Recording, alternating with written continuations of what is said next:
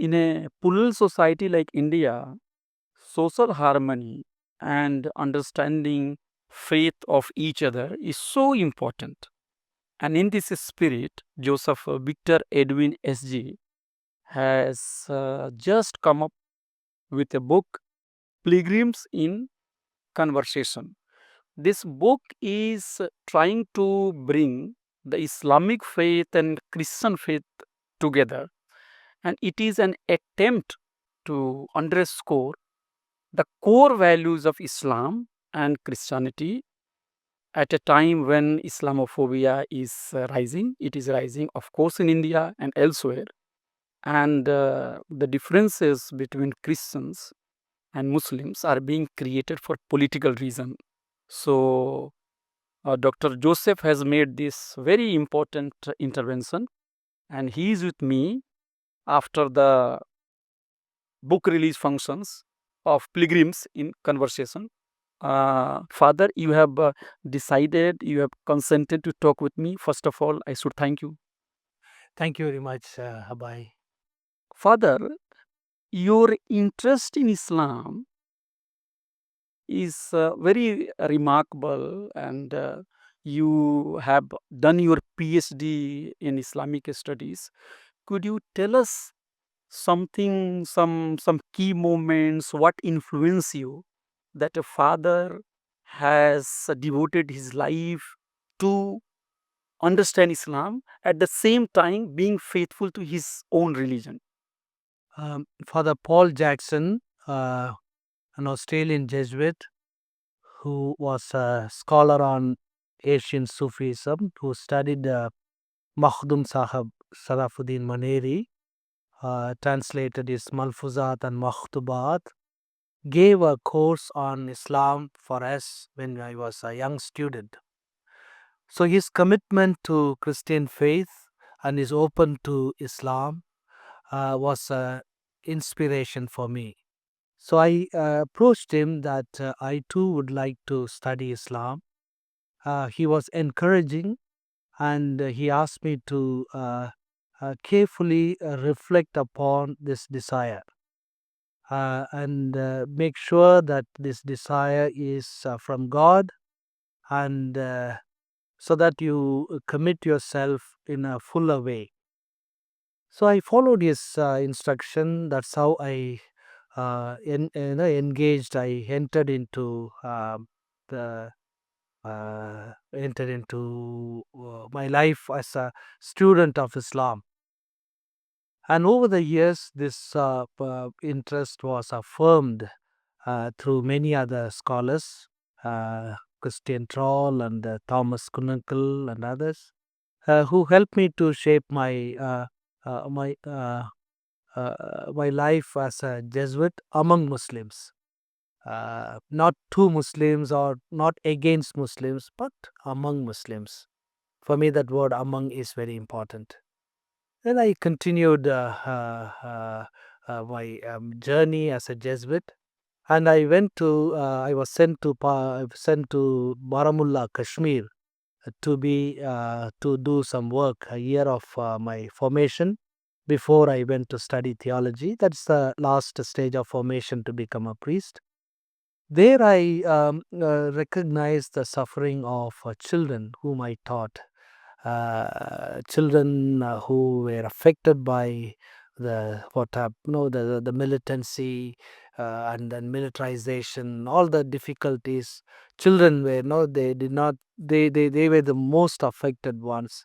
So I really began to love Muslims, love the children, love Muslims, love Islam.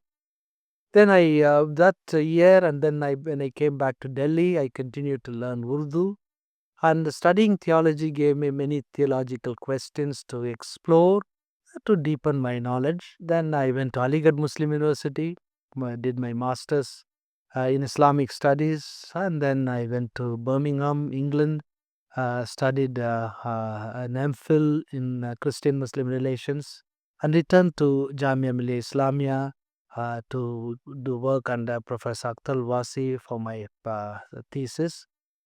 This is a journey, but this journey is also not only affirmed by Christians, but also affirmed by some Hindu friends, especially among them is last many years Sister Lakshmi. She is a co-pilgrim in this journey. She herself very open to Sufism, tasawwuf, and she has a lot of connections with people of other faiths. Her life as a family, a person of a family, but openness to other religions and the generosity with which she spends time for interfaith activities is very inspiring. So I'm inspired by Muslims, I'm inspired by Hindus, and I'm inspired by Christians. This inspiration sustains me in my engagement with Muslims. And also, many Muslims, by their religious consciousness, taqwa, they deeply believe, my Muslim friends, whom I know personally for many years, they believe that they are in God's presence, and also they recognize their responsibility towards God and towards the community. So, that type of commitment to faith also a great inspiration, and it sustains me. And also my spiritual Christian spiritual practices, like participating we call Eucharist, that is the central act of Christian worship, sustains me. So basically, my faith sustains me, the faith of my Muslim friends, the faith, the inter-religious spirit of my Muslim and Christian friends, Muslim and Hindu friends sustain me in this journey. You have studied both Christianity and also Islam. So, what is you find the similarity between both of them? Um, The so core values between Islam and Christianity. the core values, the fundamental one is we worship one God. Of course, God is one, whether we are Hindus or Buddhists or sorry, not Buddhists, Hindus or Christians or Muslims, all worship one God. Especially, the Christian, Jewish, Christian, and Muslims, we affirm one God. See, Tawheed, the oneness of God, the monotheism, is really a common ground. At the same time, we must be, truly aware, truly recognizing. We have profound differences. So, common elements and profound differences need to be recognized.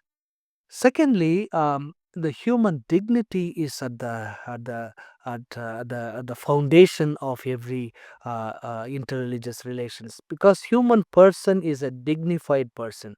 Islam teaches that God created a human person from the drop of a blood. Christianity, the Bible teaches that human person is created in the image and likeness of God. So the human dignity, we are created, and we come from God and we return to God. God is our creator and God is our judge. We come from God. Our origin is from God and our destination to God. This is something very important aspect that we need to recognize. But also, as I said, no, the profound differences also need to be recognized. And there, when we deepen our understanding of our profound differences, it can give a mutual understanding, a growth in knowing one another. Today, as Professor Atul Vasi said, also Sister Lakshmi also pointed that out, we grow deeper in our faith commitment and we learn to be respectful. Ihtaram karna, he used, no? Respectful towards the faith of the other. In other words, a metaphor from the Mother Earth is, look at the tree. The deeper, the healthier the roots are, the healthier the branches are. So another way they say, no, take roots and take wings. Very beautifully said. So we need that type of understanding when we talk about commonality and differences. Father, we agree with you that most of teachings of Quran and Bible are the same. But when we look at the way the preachers of both the religion, they fight with each other, maybe on TV or through, let's say, missionary activities, and they fight over monotheism, idol worship, and it creates division between people of the two faiths. So, as a person committed to bringing both these communities together, highlighting the core values, how to address those issues? See, we must remember the polemics is the era of polemics, that fighting. The era of polemics is over. See, in the 18th, 19th century, when the missionaries came to India and South Asia, uh, they uh, they had the debates. The debates, the heart of the debate is to establish the supremacy of one's own religion. You take the debate of Karl Fader and Khairanvi in Agra. Both of them said they won the debate, but there is a lot of heat. There is no light. So, a polemical discussion, polemical debate is out of. No, we have that era is over. This era is a era of dialogue. Dialogue is, we together search, we together move towards the truth. Truth is what important. No, God is truth, as Mahatma Gandhi ji said. I do not. We need to really discern about this type of social media and the YouTube preachers. I think we need to dismiss them because they are not really helping the cause of religion in this times.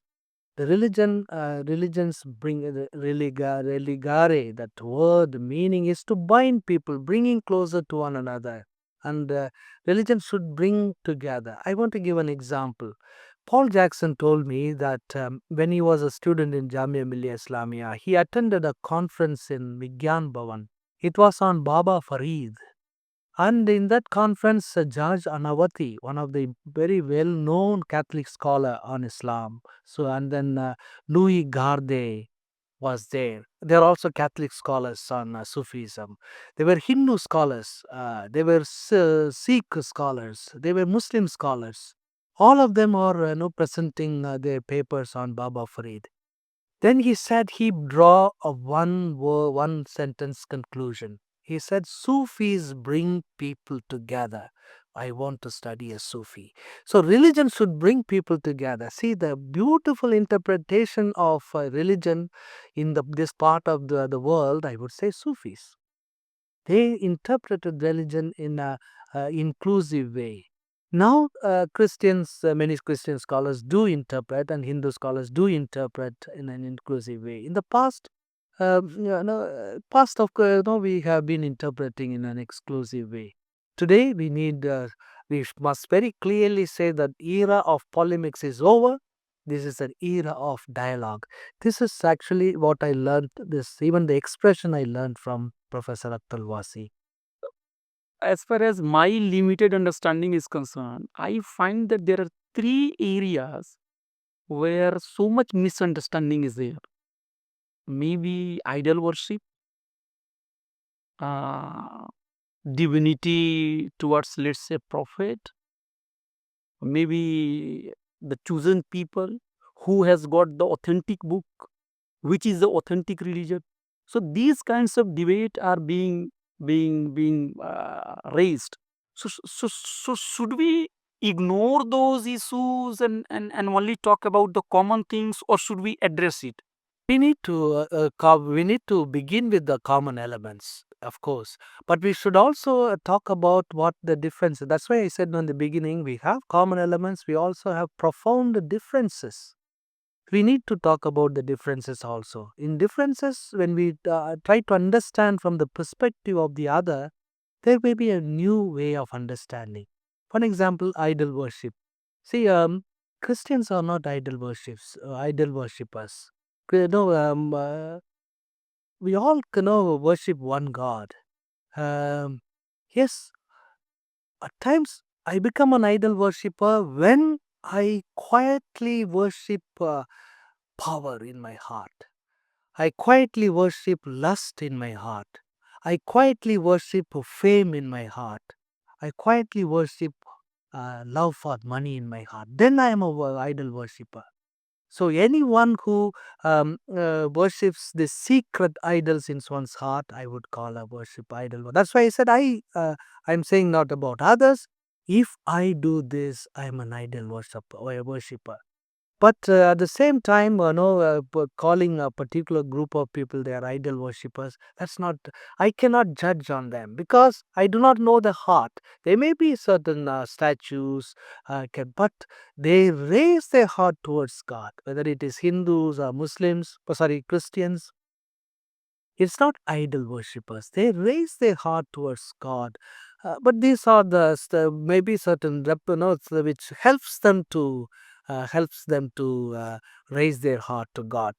In the Catholic theology, they would call us sacramentals, helping us to raise our God. So, condemning someone as idol worshippers, that's not the way. In our own times that we don't do it. We should not do that. Secondly, you talked about divinity. That's a very theologically very rich, very difficult.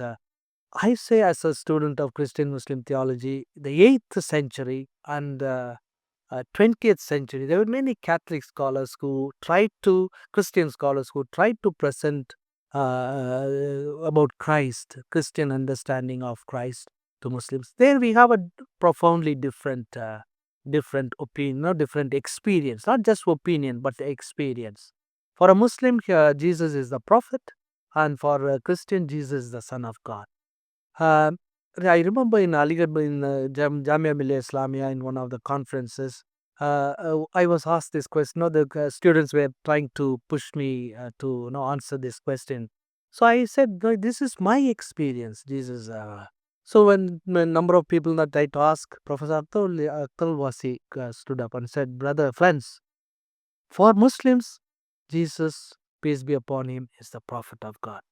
For Edwin and Christians, he is the Son of God. We must respect. We don't agree. We don't change our opinion, but we must respect. When we respect, I think we explore something deeper dimension. So it will help each other to understand one another. Ultimately, the differences will remain. It's not going to disappear. It will remain. But my understanding is differences need not take us to conflict. Differences will help us to deepen my own faith and also broaden the mystery of God's work in every religion. But Father, if somebody comes to you and says that the religion which you follow is not the true religion and the religion which I follow is the true religion, then how to deal with such a situation? Yes, see, uh, at least the Catholic Church, there is a magisterium we call, the teaching of the Church, teaching of the Vatican councils, teaching of the popes. The magisterium is there, so we need to follow that. Of course, we can interpret that in the different contexts, but see, once again, this condemning attitude is not part of the era. If I know, then we will find only when you align with me, you are right, otherwise wrong. That attitude itself is unhealthy. Must respect. May differ in the view. Even among the Christians, there are so many differences of opinions. When Catholics among themselves, there may be opinion differences. That's where we need to engage in conversation because God is at work. God is at work everywhere. So God continues to inspire us. That's why we need to discern what comes from God, what comes from the evil. I believe that whatever brings us closer to each other is divine. Whatever puts us asundar, whatever puts us against each other, does not come from God.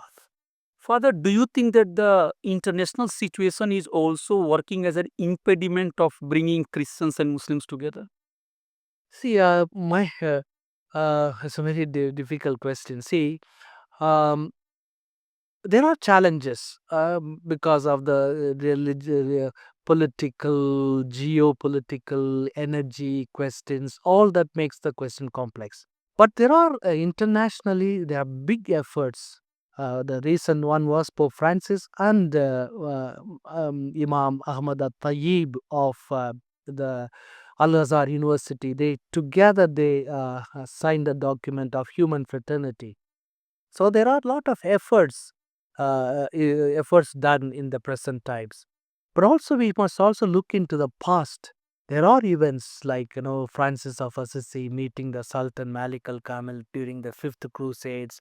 There are many beautiful examples. So the history has lot of subtle, beautiful examples to draw from. So I think we must be no we need to really study history. We need to really bring about a comprehensive understanding.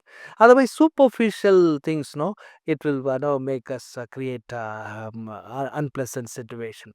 In our Tamil language, there is a saying that in Tamil I would say "Kurai gudam கூத்தாடும்." That means the pot which is not full, it will splash. If a pot it is full, it will be very quiet. So that's how we need a deeper knowledge. That's why I would say dialogue. We need a deeper knowledge of religion, culture, history. Then we will be able to. Otherwise, if I am interested in politics, then I would begin to manipulate. That's what I want to say. Father, if you take the example of Kerala, where the Muslims and Christians, they are in sizable number, and newspaper reports, authentic newspaper reports suggest that there is so much gulf between these two community, and the communist forces is mobilizing one community against another community. So why on the ground we do not see so much unity, while the messages of the Quran or maybe the Bible, they converse largely? I think, see, I really do not know much about the Kerala situation except a few basic things. I think, see, when we allow politics to enter, see, politicians will know for their focus is electoral success. For them, it is not harmony or coexistence. If they do polarize, so I think whoever it is must be very careful about allowing politics to meddle with religious commitment, and also religious commitment plus commitment to nation, commitment to constitution. That should be the risk, the deeper understanding of our constitution and holding on closer to our heart, at the same time holding our faith closer to our heart. These two are not two different directions. It can go together. So religions, people who practice religion must be careful about political manipulations. If we could guard ourselves from the political manipulations, we could really build up a harmonious place. If you could look at the Muslims community and Christians community in India, we will find that in terms of educations and health, the Christians community is far ahead than the Muslims community. So do you think that as a mark of, let's say, as a gesture of friendship, there should be some help from the Christians organizations? Christian institutions are open to all. See, caste, that's why in every school, hospital, social center, we don't discriminate on religion. A child, of course, they are minority institution, doesn't mean that they don't accept. If there is no caste, creed, ethnic background, doesn't. Everyone is children are children. We shape their future to be responsible citizens for the country. We shape them not to they form their conscience to follow the dictates of good conscience, to do God's will in their life. Whatever is their right, they should do. That's what we try to. We don't talk about religion, but we form the conscience of children. So probably, no, in a way, many of the institutions in the villages have no the local children. Now, for an example, in the Meerut diocese, in the schools in the villages, a lot of Muslim children are there. St. Joseph, St. Xavier's College, Bombay, there are a lot of Muslims.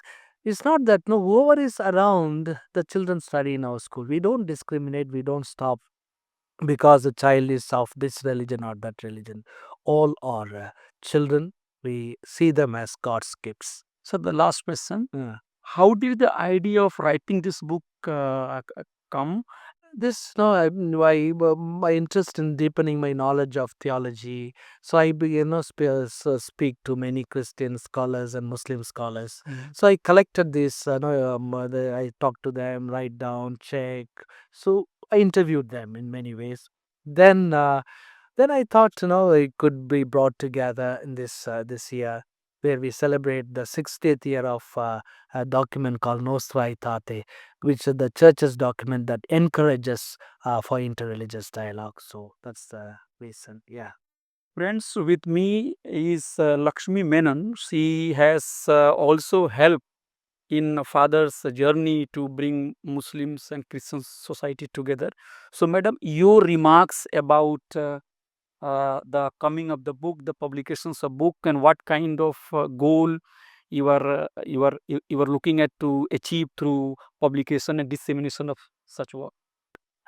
Sure. Thank you. I think, this book is yet another step that people like Father have taken in trying to bring together people and deepen their understanding on the commonalities, the similarities, and the essence of both the religions. And I think anything that moves us towards something he said very beautifully before, I too am of the belief that anything that brings people together is bringing us closer to God. And we have to be very active in trying to create more positive spaces where these kind of discussions, dialogues, publications, and so on go on. And we also set up something called the Rabate Salam, which is a community space for people of all religions and not just Muslims and Christians and Hindus and Buddhists and Baha'is and anybody to come and discuss these issues in a free and fair way to deepen our understanding. He said something again about deepening understanding. You see, the problem in this age of social media and very short attention span is our brain is only able to process small sound bites or 40 alphabets. It does not have the space or the depth to really go and reflect upon these deeper, higher truths. That can only happen in people to people contact. So, why I support people like Father and this kind of work is I truly believe in this time of social media information tsunamis, the only way to really try and engage with the experiential truth is to come back and to meet people, to go into communities, to engage in dialogue, to get to know people like we used to when some of us were growing up. Uh, Thank you, madam.